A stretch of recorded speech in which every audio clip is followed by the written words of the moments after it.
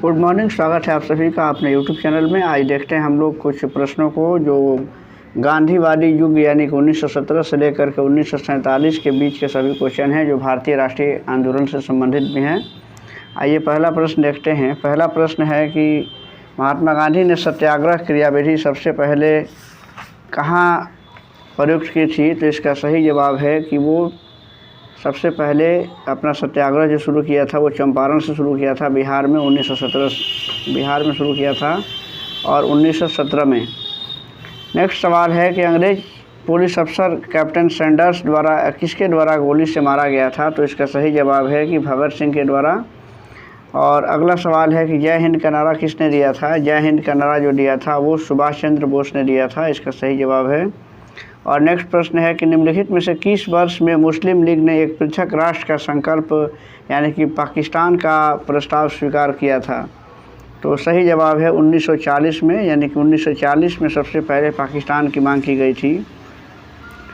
वर्ष 1947 के बाद निम्नलिखित में से किस राज्य को भारत संघ में सैनिक कार्रवाई द्वारा बलपूर्वक मिलाया गया था?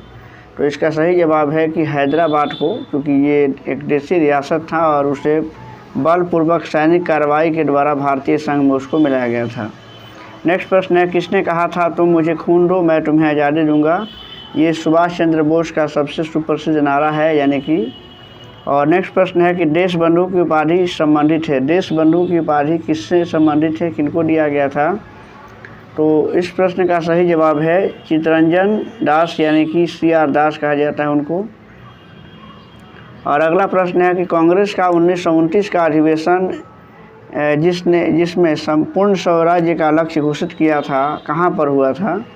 तो इसका सही जवाब है कि वो लाहौर में हुआ था। और अगला प्रश्न है कि कांग्रेस ने भारत छोड़ो आंदोलन का प्रस्ताव किस वर्ष पारित किया था? तो ये 1942 में पारित किया गया था भारत छोड़ो आंदोलन का प्रस्ताव। अगला प्रश्न है कि सुभाष चंद्र बोस ने सिंगापुर में दिल्ली चलो का नारा दिया किस सन में? बताना है कि किस वर्ष में सुभाष चंद्र बोस ने दिल्ली चलो का नारा दिया था, सिंगापुर में दिया था। ये भी याद रखने लायक चीज़ें हैं। तो ये दिया था 1943 में, यानी कि ऑप्शन बी है। और नेक्स्ट प्रश्न है, देखिए इसको सुमेलित करना है कि इसमें कौन जो है कि सुमेलित है। तो आप देखिए इसमें एक चीज़ इसमें देखना है कि एक तरफ जो है कि सूची 1 में कुछ लोगों के नाम दिए हैं और दूसरे में दिया हुआ है कि उनके कुछ उपनाम हैं जिनको विभिन्न लोगों के द्वारा दिया गया था, तो उससे मिलान करना है। इसमें देखिए इसमें सही जवाब जो क्या लग रहा है कि अब्दुल गफ़ार खान को हम लोग सीमांत गांधी के नाम से भी जानते हैं, यानी कि पहला का जो है कि वो दूसरा हो जाएगा। और सुभाष चंद्र बोस को नेताजी कहते हैं।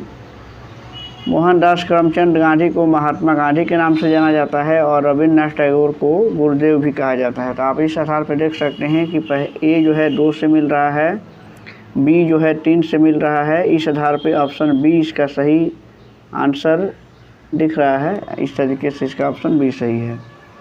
नेक्स्ट है कि असहयोग आंदोलन 1920 से 22 को क्यों निलंबित किया गया था? तो इसका सही जवाब है कि वो चौरी चौरा में हुई हिंसक घटना जो 5 फरवरी 1922 को हुई थी और इससे दुखित होकर के महात्मा गांधी ने इस आंदोलन को वापस ले लिया था। नेक्स्ट प्रश्न है कि वर्ष 1919 में जालियांवाला बाग हत्याकांड कहाँ पर हुआ था?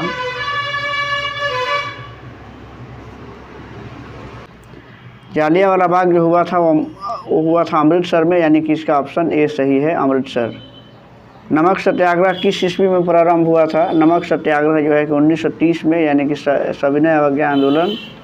निम्नलिखित में से किस कृत्य के कारण भगत सिंह, राजगुरु और सुखदेव को 23 मार्च 1931 को फांसी दे दी गई थी? सही जवाब है इसका ए, यानी कि वर्ष 1928 में लाहौर में सैंडर्स की हत्या के कारण।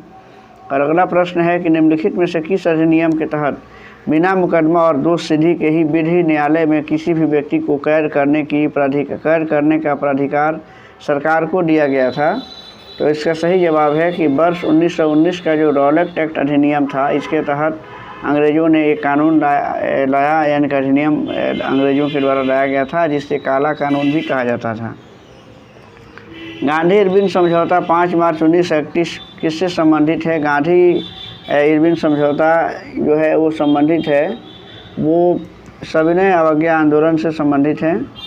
और नेक्स्ट है कि स्वतंत्र भारत के प्रथम महाराज्यपाल यानी कि गवर्नर जनरल कौन थे? स्वतंत्र भारत के गवर्नर जनरल जो थे वो थे लॉर्ड माउंटबेटन, यानी कि इसका ऑप्शन बी सही है। अगला प्रश्न है कि किस अधिनियम में पहली बार भारत के लिए संघीय संरचना प्रस्तुत की गई थी?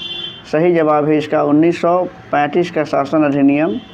और नेक्स्ट है कि काकोरी ट्रेन डकैती कांड के नायक कौन थे? तो इसका ऑप्शन देखिए आपके सामने है और सही जवाब है राम प्रसाद बिस्मिल। नेक्स्ट प्रश्न है कि वर्ष 1919 के अधिनियम में द्वैध शासन धारणा को जिस व्यक्ति ने परिचित कराया वे कौन थे? सही जवाब इसका है इसमें कि चैम्स्फोर्ड, यानी कि इसका ऑप्शन डी सही है। और अगला प्रश्न है कि निम्नलिखित में से किसे 23 फरवरी 1946 को रॉयल इंडियन नेवी के विद्रोहियों को आत्मसमर्पण के लिए राजी किया? रॉयल इंडियन नेवी के विद्रोहियों को आत्मसमर्पण के लिए राजी किसने किया था?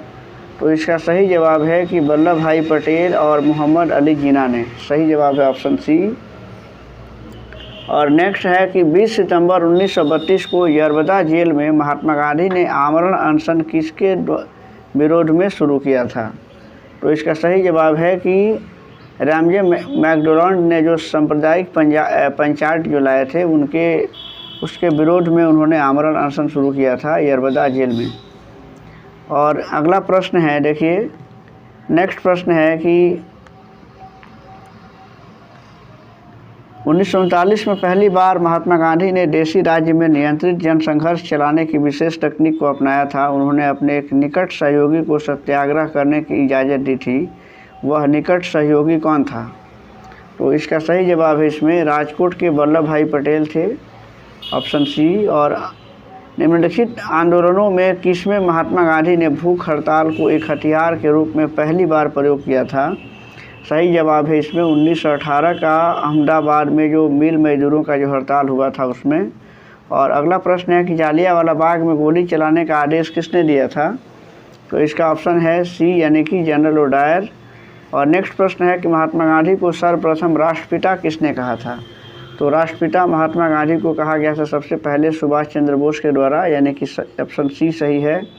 और क्रिप्स मिशन 1942 के असफल होने का सबसे महत्वपूर्ण कारण कौन सा था? तो इसका सही जवाब है इसमें डी, यानी कि क्रिप्स का ग्रहण करने या छोड़ देने वाला दृष्टिकोण। नेक्स्ट प्रश्न है कि भारतीय राष्ट्रीय कांग्रेस के सबसे अधिक समय तक अध्यक्ष कौन रहे? तो इसका सही जवाब है इसमें अबुल कलाम आज़ाद, जो भारत के पहले शिक्षा मंत्री भी थे। तो वो जो है कि कांग्रेस के सबसे अधिक समय तक अध्यक्ष रहे थे। और नेक्स्ट प्रश्न है कि 15 अगस्त 1947 को भारत ने अपनी पहली आज़ादी का जश्न मनाया तब महात्मा गांधी थे। महात्मा गांधी कहाँ थे उस समय? तो इस समय सही इसका जवाब है कि वो कोलकाता में थे। और नेक्स्ट प्रश्न है कि भारत एवं पाकिस्तान का विभाजन किस योजना के तहत हुआ? काफ़ी इम्पोर्टेंट प्रश्न ये भी है। और ये माउंटबेटन योजना के तहत हुआ था। महात्मा गांधी की हत्या कब की गई थी? तो 30 जनवरी 1948 इसका सही जवाब है। नथुराम गॉडसे ने उनकी गोली मारकर हत्या कर दी थी। कौन सा भारतीय स्वतंत्र भारत का पहला गवर्नर जनरल बना? तो इसका सही जवाब है सी, राजा गोपालचारी। और कायदे आजम किसे कहा जाता है? कायदे आजम कहा जाता है मोहम्मद अली जिन्ना को, यानी कि ऑप्शन ए सही है। सरदार वल्लभ भाई पटेल को जाना जाता है किस काम के लिए जाना जाता है उनको, या फिर उनमें एक उपनाम भी दिया हुआ है कि किस काम के लिए या किस नाम से उनको जाना जाता है? तो उनको जाना जाता है कि राज्यों का पुनर्गठन करने के लिए। और सरदार पटेल को ऐसे लौह पुरुष के नाम से भी जाना जाता है। तो इसमें ऑप्शन ए हो जाएगा, यानी कि इसका ऑप्शन सही है 1 और 2, यानी कि दोनों ही काम जो है कि उन्होंने किया था। और अगला प्रश्न है कि गांधी जी किस गोलमेज सम्मेलन में भाग लेने के लिए लंदन गए थे? ये प्रश्न कई बार एग्जामिनेशन में पूछे जा चुके हैं। तो इसका सही जवाब है इसमें ऑप्शन बी, यानी कि वो सेकंड जो गोलमेज सम्मेलन हुआ था, यानी कि द्वितीय गोलमेज सम्मेलन में। अगला प्रश्न है असहयोग आंदोलन शुरू करने के समय भारत के वायसराय कौन थे? तो इसका सही जवाब है ऑप्शन डी यानी कि लॉर्ड चैम्सफोर्ड। और अगला प्रश्न है कि भारतीय राष्ट्रीय आंदोलन के दौरान चर्चित पुस्तक इंडिया फॉर फ्रीडम के लेखक कौन थे? इंडिया फॉर इंडियंस के लेखक कौन थे? तो इसका सही जवाब है चित्तरंजन दास, ऑप्शन सी है। और नेक्स्ट प्रश्न होगा कि जनरल माइक ओडायर की हत्या किसने की थी? तो इसका सही जवाब है ऑप्शन सी यानी कि उधम सिंह ने। नेक्स्ट प्रश्न है साइमन कमीशन का भारत आगमन किस वर्ष हुआ था? तो ये 1928 में आया था। 3 फरवरी 1928 को साइमन कमीशन सबसे पहले मुंबई पहुंचा था और इसका ऑप्शन इसमें बी हो जाएगा। भारतीय कम्युनिस्ट पार्टी का अस्तित्व किस वर्ष में आया? तो इसका सही जवाब है ऑप्शन डी यानी 1921 में। महात्मा गांधी के राजनीतिक गुरु कौन थे? तो महात्मा गांधी के राजनीतिक गुरु थे ऑप्शन डी यानी कि गोपाल कृष्ण गोखले। नेक्स्ट प्रश्न हो जाएगा इसमें कि सारे जहां से अच्छा हिंदुस्तान हमारा, इसके रचनाकार कौन हैं? तो ये जो है कि इकबाल के द्वारा लिखी गई एक राष्ट्रगीत है, सबसे खूबसूरत है, यानी कि इसका ऑप्शन बी सही है। और नेक्स्ट है कि दीनबंधु के नाम से कौन जाना जाता है? किसे जानते हैं या कौन विख्यात हैं? तो दीनबंधु के नाम से CF एंड्रूज को जाना जाता है। और नेक्स्ट प्रश्न है कि माई एक्सपेरिमेंट विथ ट्रूथ के रचनाकार कौन है? तो ये महात्मा गांधी के द्वारा लिखी गई एक पुस्तक है। इसके अलावा यंग इंडिया, हरिजन और भी हिंद स्वराज जैसी किताबें महात्मा गांधी ने लिखी हैं। और नेक्स्ट प्रश्न है कि क्रमानुसार व्यवस्थित करना है। देखिए कुछ चीज़ें इसमें दी गई हैं कि साइमन कमीशन का भारत आगमन, असहयोग आंदोलन, पुणे पैक्ट और गांधी इरविन पैक्ट। अब इसको सजाना है, क्रम से सजाना है कि कब कौन सी घटनाएं हुई थी। देखिए सबसे पहले जान लेते हैं कि साइमन कमीशन 1928 में भारत आया था, असहयोग आंदोलन 1920 में, पुणे पैक्ट जो 1932 में हुआ था और गांधी इरविन पैक्ट जो है 1931 में हुआ था। तो अगर सही क्रम देखा जाए तो सबसे पहले घटना जो हुई है वो है असहयोग आंदोलन, यानी कि दो सबसे पहले होना चाहिए। उसके बाद से 1920-22 तक ये चला था। फिर उसके बाद से साइमन कमीशन भारत आया था, यानी कि 2 के बाद 1 होना चाहिए। तो 2 के बाद 1 ऑप्शन ए में आ रहा है और डी में आ रहा है। उसके बाद से देखिए और तीसरा भी देख लेते हैं।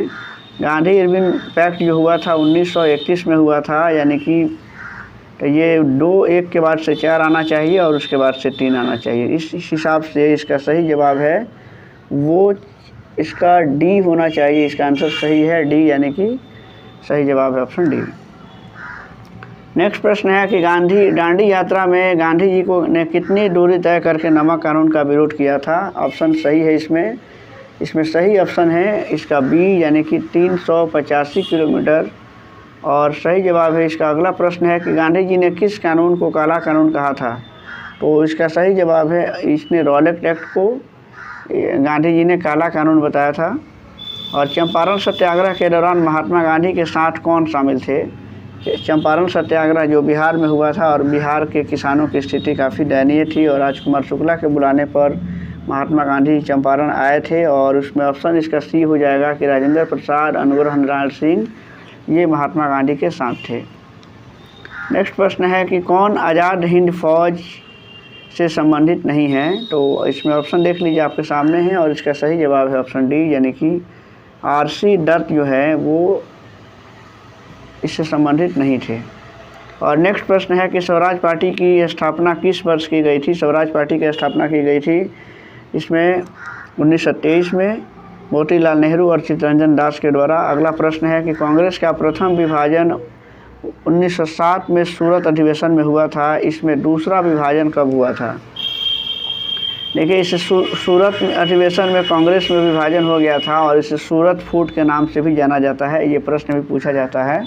और इसमें दूसरा विभाजन कब हुआ था कांग्रेस में? तो इसका सही जवाब है ऑप्शन बी, यानी कि मुंबई का अधिवेशन 1918 में हुआ था। नेक्स्ट प्रश्न है कि किसे लोकप्रिय नाम लाल कुर्ती यानी कि लाल कमीजों के रूप में जाना जाता है? तो इसका सही जवाब है ऑप्शन सी, यानी कि खुदाई खिदमतगारों को, जो संभवतः ये खान अब्दुल गफ़ार खान के द्वारा शुरू किया गया था। भारतीय राष्ट्रीय कांग्रेस 1947 में देश के विभाजन पर सहमत हो गई, इसका मुख्य कारण क्या था? तो इसका मुख्य कारण था, इसमें देख लेते हैं ऑप्शन पूरा देख लीजिए। और सही जवाब है इसका कि इसमें सही जवाब होगा कि जो कांग्रेस बड़े पैमाने पर सांप्रदायिक दंगों को टालना चाहती थी, और चूँकि भारत पाकिस्तान के विभाजन के कारण या विभाजन नहीं होने से भी स्थितियाँ बिगड़ चुकी थी और काफ़ी दंगे हो रहे थे देश में जगह जगह, और इस तरीके से विभाजन के प्रश्न पर ही सही लेकिन कांग्रेस राजी हो गई। नेक्स्ट प्रश्न है कि वर्ष 1919 में पंजाब में हुए क्रूर अत्याचारों के विरोध स्वरूप ब्रिटिश सरकार से प्राप्त सर की उपाधि किसने लौटा दी? तो इसका सही जवाब है, इसमें ऑप्शन सी सही जवाब होगा कि रविन्द्रनाथ टैगोर ने। इसमें महात्मा गांधी ने भी कैसर हिंद की उपाधि लौटा दिया था। और इस तरीके से अगला ऑप्शन देख लीजिए। अगला सवाल है, स्वतंत्रता प्राप्ति के समय महात्मा गांधी थे। स्वतंत्रता प्राप्ति के समय महात्मा गांधी जो है वो कांग्रेस के सदस्य नहीं थे। जालियांवाला बाग के नरसंहार के समय भारत का वायसराय कौन था?